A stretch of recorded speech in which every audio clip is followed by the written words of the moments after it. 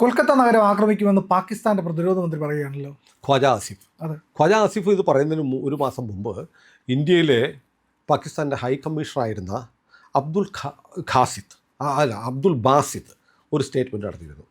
ഇനി ഏതെങ്കിലും കാരണവശാൽ അമേരിക്ക പാകിസ്ഥാൻ്റെ ശത്രുവായി എന്നിട്ട് അമേരിക്ക പാകിസ്ഥാനെ ആക്രമിച്ചാൽ ഞങ്ങൾ എന്ത് ചെയ്യുന്നറിയോ? ഡൽഹി, ബോംബെ ഒക്കെ ആക്രമിക്കും.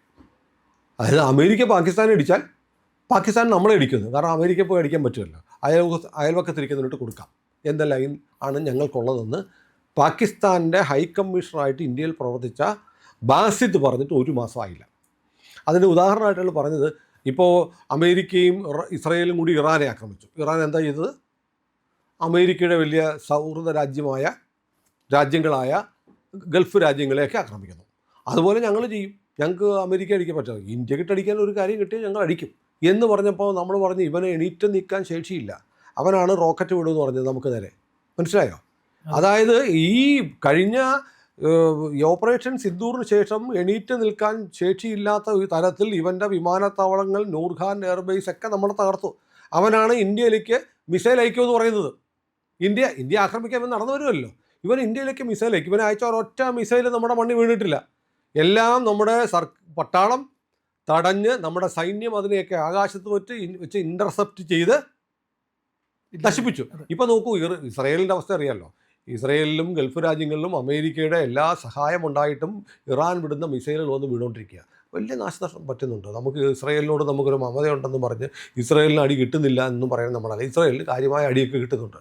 കാരണം ഈ വ്യോമ പ്രതിരോധ സന്നാഹത്തിൻ്റെ കാര്യത്തിൽ അമേരിക്കയും ഇസ്രയേലുമാണ് ലോകോത്തരം എന്ന് പറഞ്ഞിരുന്നത് പൊളിഞ്ഞു. ഇപ്പോൾ ലോകോത്തരം നമ്മുടെയാണ്. കാരണം ഇത്രയും നൂറുകണക്കിന് ഡ്രോണുകളും മിസൈലുകളും ഒക്കെ ഇന്ത്യയിലേക്ക് വീണിട്ട് ഒരെണ്ണം പോലും നമ്മുടെ നാട്ടിൽ വീണ് ഒരു നായക്കുട്ടിക്ക് പോലും അപകടം പറ്റിയിട്ടില്ല ഓപ്പറേഷൻ സിന്ദൂർ കാലത്ത്. അപ്പോൾ ഖ്വാജ ആസിഫ് ഇന്നലെ സിയാൽകോട്ടിലാണ് പറഞ്ഞത്. അതായത് ഞങ്ങളുണ്ടല്ലോ, ഇന്ത്യ ഓർത്തിരിക്കണം, ഇനി ഞങ്ങൾക്കിട്ട് വല്ലതും ചെയ്യാമെന്നാണ്. ഞങ്ങൾ നേരത്തെയൊക്കെ ചെയ്യുമ്പോൾ ഇന്ത്യയുടെ അതിർത്തിയിൽ ഒരു 200-250 കിലോമീറ്റർ റേഞ്ചിലാണ് ഞങ്ങൾ എന്തെങ്കിലും ചെയ്യാറുള്ളത്. ഇനി അതൊന്നുമല്ല, ഞങ്ങൾ ഇന്ത്യയുടെ ഗ്രാമാന്തരങ്ങളെ അടിക്കും. അതായത് രണ്ട് കാലിലും ചട്ടമുള്ള ഒരു കക്ഷി പറയുകയാണ്, ഞാൻ 10,000 മീറ്റർ ഓടുമെന്ന്. ഇവർ ഈ പറഞ്ഞതുപോലെ നമ്മൾ ഇപ്പോഴും നൂർഖാൻ എയർബേസിലെ നോട്ടാം പിൻവലിച്ചിട്ടില്ല. നോട്ടാം എന്ന് പറഞ്ഞാൽ എയർമെനുള്ള നോട്ടീസാണ്, വിമാനങ്ങൾ പറക്കരുത്, ഇറക്കരുത് എന്നൊക്കെ പറഞ്ഞ്. നമ്മൾ ബ്രഹ്മോസ് പ്രയോഗിച്ചപ്പോൾ അവിടെ വലിയ അഗാധമായ ഗർത്തങ്ങളായി മാറി. അപ്പോൾ ഖ്വാജ ആസിഫ് ഇത് പലതും പറഞ്ഞിട്ടുണ്ട്. ഖ്വാജ ആസിഫിനെ സംബന്ധിച്ച് അസിം മുനീർ ചില പറയുന്നതിന് ഘടകവിരുദ്ധമായി പലതും പറഞ്ഞിട്ടുണ്ട്.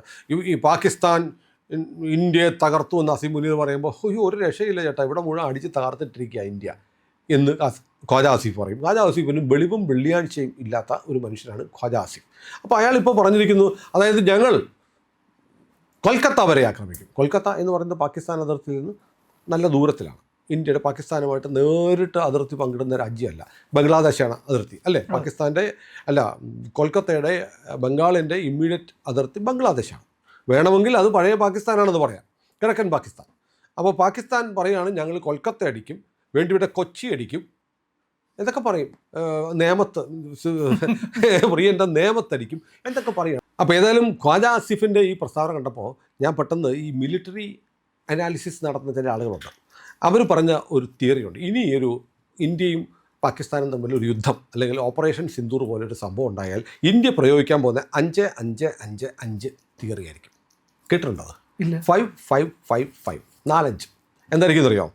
യുദ്ധം തുടങ്ങിയാൽ ആദ്യത്തെ 5 മണിക്കൂറിനുള്ളിൽ, മിലിറ്ററി അനലിസ്റ്റുകൾ പറയുന്നതാണ്, ആദ്യത്തെ ഇന്ത്യയും പാകിസ്ഥാനും തമ്മിൽ ഒരു പരിമിത യുദ്ധമോ ഒരു സമ്പൂർണ്ണ യുദ്ധമോ ഉണ്ടായാൽ ആദ്യത്തെ 5 മണിക്കൂർ ഇന്ത്യ ചെയ്യാൻ പോകുന്ന കാര്യങ്ങൾ 50,000 ആർട്ടിലറി ഷെല്ലുകൾ പാകിസ്ഥാനിലേക്ക് വിടും. 50,000 ആർട്ടിലറി ഷെല്ലുകൾ, 50,000 പീരങ്കി ഉണ്ടകൾ അങ്ങോട്ട് വിടും. അത് കഴിഞ്ഞാൽ 5,000 ഡ്രോൺസ് അങ്ങോട്ട് പോകും. പിന്നെയോ 500 ക്രൂയിസ് മിസൈലുകൾ പോകും, 50 ബാലിസ്റ്റിക് മിസൈലുകൾ പോകും. അതോടെ ഭൂപടത്തിൽ പാകിസ്ഥാൻ എന്ന് പറഞ്ഞ പോർക്കിസ്ഥാൻ എന്ന് പറയുന്ന രാജ്യമില്ലാണ്ടാവും. ഇത് മിലിറ്ററി അനലിസ്റ്റുകൾ പറയുന്നതാണ്. കാരണം പാകിസ്ഥാൻ ഇങ്ങോട്ട് വിട്ടതെല്ലാം നമ്മൾ ഇന്റർസെപ്റ്റ് ചെയ്തു. നമ്മൾ അങ്ങോട്ട് ചെയ്ത ഒരെണ്ണം പോലും പാകിസ്ഥാൻ നെഞ്ചു വിരിച്ച് സ്വീകരിച്ചു. നമ്മുടെ മിസൈലുകൾ ഒന്നും പടായില്ല. ശിവദാനപിള്ള പറഞ്ഞത് ഓർക്കുന്നില്ലേ? ശിവദാനപിള്ളയാണല്ലോ നമ്മുടെ ബ്രഹ്മോസിൻ്റെ പിതാവെന്ന് വേണേൽ പറയാം. അദ്ദേഹം ദുബായിൽ ഒരു ആയുധ എക്സിബിഷൻ സമ്മേളനത്തിൽ പങ്കെടുക്കുമ്പോൾ പല രാജ്യങ്ങളിലെ ആളുകൾ വന്നിട്ട് ബ്രഹ്മോസിനെ കുറിച്ചൊക്കെ സംസാരിച്ചു. പലരും വന്നു ഞങ്ങൾക്ക് ബ്രഹ്മോസ് തരാമല്ലോ എന്നൊക്കെ പറഞ്ഞു. അപ്പോൾ പാകിസ്ഥാൻ സൈന്യത്തിൻ്റെ ചുമതലപ്പെട്ട ഒരു ജനറൽ ഉണ്ടായിരുന്നു. അദ്ദേഹം വന്ന് ശിവദാനപിള്ളയെ പരിചയപ്പെട്ടു. Mister Shivadanapillai, I am from Pakistan, Pakistan ഹേ, അപ്പന ദുഷ്മൻ ഹേ എന്നൊക്കെ പറഞ്ഞ് വർത്തമാനമൊക്കെ പറഞ്ഞു. എന്നിട്ട് ചോദിച്ചു, അല്ല എല്ലാവർക്കും കൊടുക്കാമെന്ന് പറഞ്ഞില്ല ബ്രഹ്മോസ്, ഞങ്ങൾക്ക് പാകിസ്ഥാന് തരുമെന്ന് ചോദിച്ചു. പുള്ളി പറഞ്ഞു, ഓഫ് കോഴ്സ് നിങ്ങൾക്ക് തരും, ഫ്രീ ആയിട്ട് തന്നിരിക്കും. ശരിയാണ്, നമ്മൾ ഫ്രീ ആയിട്ട് കൊടുക്കുന്നുണ്ടല്ലോ. പാകിസ്ഥാൻ നമ്മൾ കൊടുക്കുന്നത്, ബാക്കി എല്ലാവർക്കും കാശ് മേടിച്ച് കൊടുക്കുകയാണെങ്കിൽ പാകിസ്ഥാന് ഫ്രീ ആയിട്ട് കൊടുക്കാനല്ലേ നമ്മളിതൊക്കെ ഉണ്ടാക്കുന്നത്, ചോദിക്കേണ്ട കാര്യമില്ലല്ലോ എന്ന് പറഞ്ഞതുപോലെ ഈ തിയറി വളരെ പ്രസിദ്ധമാണ്. ഈ 555 തിയറി, അത് മിലിറ്ററി അനലിസ്റ്റുകൾ പറയുകയാണ്. അപ്പോൾ ഇന്ത്യയുടെ പെർഫോമൻസ് കണ്ടിട്ടാണ് ഈ തിയറി ഉണ്ടാക്കിയത്. ആദ്യത്തെ 5 മണിക്കൂറിൽ 50,000 ആർട്ടിലറി ഷെല്ലുകൾ പറഞ്ഞാൽ ആ പ്രദേശം പിന്നെ ഉണ്ടാവില്ല. ഇനി അതിൻ്റെ മീതെ 5000 ഡ്രോൺസ് ഇല്ലാണ്. 5000 ഡ്രോൺസിന് ഇവൻ എന്തോ വെച്ച് ഇൻ്റർസെപ്റ്റ് ചെയ്യും. അത് കഴിഞ്ഞാലോ 500 ക്രൂസ് മിസൈലുകൾ. 500 ക്രൂസ് പറഞ്ഞാൽ പാകിസ്ഥാനിലെ മിക്കവാറും എല്ലാ മുനിസിപ്പാലിറ്റിയും പഞ്ചായത്തും തരും. പിന്നെ അതിൻ്റെ കൂടെ 50 ബാലിസ്റ്റിക് മിസൈൽ കഴിയുമ്പോൾ ഈ സാധനം കടലിടയിലിട്ട് പോകും. ഏത്? പാകിസ്ഥാൻ. അപ്പോൾ ഇതാണ് ഇന്ത്യയുടെ തിയറി എന്ന് ആളുകൾ കളിയായും കാര്യമായും പറയുന്നുണ്ട്. നമുക്കതിനുള്ള കേപ്പബിലിറ്റി ഉണ്ട്. ഞാൻ ഇതിനൊപ്പം നമ്മൾ ഇതുമായി ബന്ധപ്പെട്ടൊരു വീഡിയോ പ്രൊജക്ടറെ കാണിക്കുന്നുണ്ട്. അപ്പോൾ നമുക്കതിന് സംവിധാനമുണ്ട്. ഇവൻ്റെ കയ്യിൽ എന്താ ഉള്ളത്? കഴിഞ്ഞ ദിവസമാണ് 3.5 ബില്യൺ കടം വാങ്ങിച്ച കാശ് വെക്കടാന്നും പറഞ്ഞ് UAE പറഞ്ഞിരിക്കുന്നത്. അതുമാത്രമല്ല 8-ാം തീയതി, 17-ാം തീയതി, 21-ാം തീയതി, 23-ാം തീയതി ആയിട്ട് 4 തവണയായിട്ട് ഏപ്രിൽ മാസത്തിന് മുമ്പ് വെച്ചിട്ട് പോയാൽ മതി, വർത്തമാനം പറഞ്ഞാൽ മതി, $3.5 ബില്യൺ 96-ൽ കടം വാങ്ങിയത് ഉൾപ്പെടെ തിരിച്ചതാന്ന് പറഞ്ഞിരിക്കുക UAE. അപ്പോൾ എവിടെ നിന്ന് എടുത്ത് കൊടുക്കും? ഇപ്പോൾ പാകിസ്ഥാൻ ആലോചിക്കുന്ന ചൈനയുടെ കയ്യിൽ നിന്ന് 4 ബില്യൺ വാങ്ങിച്ചിട്ടുണ്ട്, സൗദിയുടെ കയ്യിൽ നിന്ന് 5 ബില്യൺ വാങ്ങിച്ചിട്ടുണ്ട്.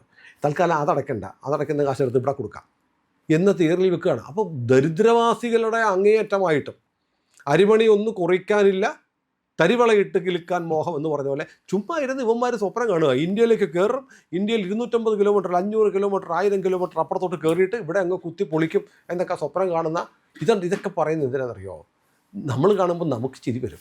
പക്ഷെ പാകിസ്ഥാനിൽ കുറേ പന്നി മക്കളുണ്ട്, ഒരു ബോധവും ഇല്ലാത്ത കുറേ ആളുകൾ ഇസ്ലാമിക തീവ്രവാദം തലയ്ക്ക് പിടിച്ച് ഇസ്ലാമിക ഭരണം വരണം, ഇന്ത്യ പാകിസ്ഥാൻ്റെ മുന്നിൽ ഒന്നുമല്ല എന്നൊക്കെ ഇങ്ങനെ കരുതുന്ന, ഭൂമി പരന്നതാണെന്ന് കരുതുന്ന കുറേ ആൾ. കഴിഞ്ഞ ദിവസം ഞാനിത് പറഞ്ഞപ്പോഴൊക്കെ ഭൂമി പരന്നതാണെന്ന് പറയുമ്പോഴാണ് നമ്മുടെ ഒരു സുഹൃത്തിൻ്റെ പോസ്റ്റ് ഉണ്ടായത്. അല്ല, ഇവന്മാരൊക്കെ തമ്മിൽ അടിക്കുന്നത് നല്ലതാണ്, ഇറാനും ഗൾഫ് രാജ്യങ്ങൾ തമ്മിൽ അടിക്കുന്ന നല്ലതാണ്. എല്ലാം കൂടെ ഒന്നിച്ച് നിന്നത് എന്തായിരുന്നു അവസ്ഥ? ഈ ഭൂമി പരന്നതാക്കാൻ വേണ്ടി വല്ല ചുറ്റിയെ കൂടെ എടുത്ത് അടിച്ച് പരത്തുമായിരുന്നു എന്ന് പറയുന്നത് ലോജിക്കില്ലാത്ത കാര്യമാണ്. അപ്പോൾ ലോജിക്കില്ലാത്ത കാര്യമാണല്ലോ പറഞ്ഞു നടക്കുന്നത്. അപ്പോൾ ഇന്ത്യയെ ആക്രമിക്കുക, ഇന്ത്യയെ കീഴ്പ്പെടുത്തുക, ഇന്ത്യയെ തകർക്കും, ഇന്ത്യയെ കീഴടക്കും, അസ്വാഹി ഹിന്ദ് കേട്ടിട്ടില്ലേ, ഗസ്വാഹി ഹിന്ദ്, ഇതൊക്കെയാണ് നമ്മുടെ ലക്ഷ്യം എന്നൊക്കെ പറഞ്ഞു നടക്കുന്ന കുറേ മതം ഭുജിച്ച് ജീവിക്കുന്ന കുറേ ആളുകളുണ്ട്. അവരെ തൃപ്തിപ്പെടുത്താൻ വേണ്ടി ഇവന്മാർ ഇതും പറയും, ഇതിനപ്പുറം പറയും. അപ്പോൾ ഖ്വാജ ആസിഫ് പക്ഷേ ഇങ്ങനെ പറയുന്നത് വേറൊരു രാജ്യത്തെക്കുറിച്ചാണ്. ചുമ്മാ ഇരുന്നിട്ട് നമ്മൾ ഒരു രാജ്യം പറയുകയാണ്, ഒരു രാജ്യത്തെ ഉത്തരവാദപ്പെട്ട മന്ത്രി അവിടെ കയറും, ഞാൻ പിടിച്ചെടുക്കും, ഞാൻ തകർക്കും എന്നൊക്കെ ഒരു കാര്യമില്ലാണ്ട് പറഞ്ഞുകൊണ്ടിരിക്കുക. അതിന് രാജ്നാഥ് സിംഗ് ഇന്നലെ ഒരു മറുപടി കൊടുത്ത്, ഈ ഖ്വാജ ആസിഫ് ഓർത്താൽ മതി, തിരുവനന്തപുരത്ത് വെച്ചാണ്, കേരളത്തിൽ വെച്ചാണ് രാജ്നാഥ് സിംഗിൻ്റെ മറുപടി. ഈ ഖ്വാജ ആസിഫ് ഇതൊക്കെ പറയുമ്പോൾ ഓർക്കണം, ഓപ്പറേഷൻ സിന്ദൂർ നമ്മൾ അവസാനിപ്പിച്ചിട്ടില്ല, നിർത്തിയിട്ടേ ഉള്ളൂ. ഓങ്ങിയ കൈ അങ്ങനെ തന്നെ ഇരിക്കുന്നുണ്ട്. അതുകൊണ്ട് ഇനി എന്തെങ്കിലും സാഹസം കാണിക്കാൻ വന്നാൽ ഖ്വാജ ആസിഫിൻ്റെ പേര് ചിലപ്പം ചരിത്ര പുസ്തകത്തിലേ കാണുന്നുള്ളൂ. കാരണം ഇസ്രയേൽ കാണിച്ചു കൊടുത്തു, ഒരു യുദ്ധം ആരംഭിക്കും മുമ്പ് എന്താണ് ചെയ്യേണ്ടത്. യുദ്ധം ആരംഭിക്കുമ്പോൾ യുദ്ധത്തിൻ്റെ ആദ്യത്തെ ദിവസം, ആദ്യത്തെ മണിക്കൂറിൽ ആ രാജ്യത്തെ സുപ്രീം കമാൻഡിനെ തകർക്കുക. സേനാ മേധാവി, IRGC മേധാവി, അയത്തുള്ള ഖമനയി തുടങ്ങി സകലരെയും തീർത്തിട്ടാണ്. കാരണം ഏറ്റവും സുരക്ഷിതരായിരുന്ന് കമാൻഡ്സ് കൊടുത്ത് യുദ്ധത്തിനെ നിയന്ത്രിക്കേണ്ടവരെ ആദ്യം തട്ടുക എന്ന് പറയുന്ന പോലെ ഇത് ഇനിയൊരു യുദ്ധമുണ്ടായാൽ, ഇനിയൊരു പരിമിത യുദ്ധമാണ് ഉണ്ടായാലും ഖ്വാജ ആസിഫ് പുസ്തകത്തിലായപ്പോൾ ഭിത്തിയെ കയറും, അസിം മുനീർ ഭിത്തിയെ കയറും. അതുകൊണ്ടാണ് അസിം മുനീറിനെ ഫീൽഡ് മാർഷൽ ആക്കിയതിന് ശേഷം നമ്മൾ വീഡിയോ ചെയ്തതിന് ശേഷം ആദ്യം ഇയാൾ പറഞ്ഞെടുത്ത തീരുമാനം എന്താണ്? പാകിസ്ഥാൻ പ്രധാനമന്ത്രിക്കും ഉന്നത ഉദ്യോഗസ്ഥർക്കും വേണ്ടിയിട്ട് ആധുനിക സൗകര്യങ്ങളുള്ള ന്യൂക്ലിയർ ആക്രമണം നടന്നാലും ഒന്നും പറ്റാത്ത ബങ്കറുകൾ ഉണ്ടാക്കുക. അതിനുശേഷമാണ് ബങ്കർ മുനീർ എന്നുള്ള പേരും വീഴും. ഓർക്കുന്നില്ലേ? ഒരു രാജ്യത്തെ ഭരണാധികാരി അല്ലെങ്കിൽ സൈന്യത്തിൻ്റെ ഉന്നത ചുമതലയിലെത്തുന്ന ആൾ, അയാളുടെ ആദ്യത്തെ ഭരണപരിഷ്കാരം സൈന്യത്തിൻ്റെ കരുത്ത് കൂട്ടുക, സൈന്യത്തിന് ആയുധങ്ങൾ വാങ്ങുക എന്നുള്ളതല്ല. നല്ല ബങ്കർ ഉണ്ടാക്കുക എന്ന് പറഞ്ഞാൽ ഒളിച്ചിരിക്കുക. ഒളിച്ചിരിക്കാനുള്ള കുഴി ഉണ്ടാക്കുകയാണ് തങ്ങളുടെ സൈന്യത്തിൻ്റെ പ്രാഥമികമായ ലക്ഷ്യം എന്ന് പറയുന്ന ഒരു സൈന്യമുള്ള രാജ്യത്തെ മരയോളെയാണ് പറയുന്നത്. ഇന്ത്യയിൽ 200 കിലോമീറ്ററല്ല, ഇന്ത്യക്കകത്തോട്ട് കയറ്റി ഇവൻ ആക്രമിക്കുന്നത്. ഏതായാലും ഈ സമീപകാലത്ത് കേട്ട ഏറ്റവും വലിയ തമാശയാണ് ഖ്വാജ ആസിഫിൻ്റെ ഈ തമാശ. ഖ്വാജ ആസിഫിന് പടച്ച തമ്പുരാൻ ആയുസ് നീട്ടിക്കൊടുക്കട്ടെ, ഇന്ത്യൻ ബ്രഹ്മോസിൻ്റെ അടിയേറ്റ് പൊടിയായി പോകാതിരിക്കാൻ. ബ്രഹ്മോസിൻ്റെ അടി കൊണ്ടാൽ പിന്നെ പൊടിയായിരിക്കും, ബോഡി പോലും കിട്ടത്തില്ല. അതിനുള്ള ഒരു ഭാഗ്യം പടച്ച തമ്പുരാൻ കൊടുക്കട്ടെ എന്ന് നമുക്ക് പ്രാർത്ഥിക്കാം. പ്രിയപ്പെട്ട പ്രേക്ഷകരെ, ഏറ്റവും പുതിയ വാർത്തകൾ, അതിൻ്റെ ഏറ്റവും പുതിയ വിവരങ്ങളുമായി ഞങ്ങൾ നിരന്തരം നിങ്ങൾക്കൊപ്പം വരുന്നുണ്ട്. ഇന്ത്യ ലൈവ് സബ്സ്ക്രൈബ് ചെയ്യാൻ മറക്കാതിരിക്കുക. ഞങ്ങളുടെ പുതിയ ചാനലായ C4N കൂടി സബ്സ്ക്രൈബ് ചെയ്ത് സഹായിക്കണം.